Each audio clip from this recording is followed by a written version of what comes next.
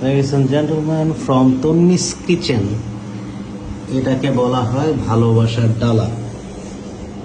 এটার মধ্যে এক ডালা খাবার একসাথে আপনারা দেখতে পাচ্ছেন। ডিম, কাবাব, রোস্ট, পোলাও,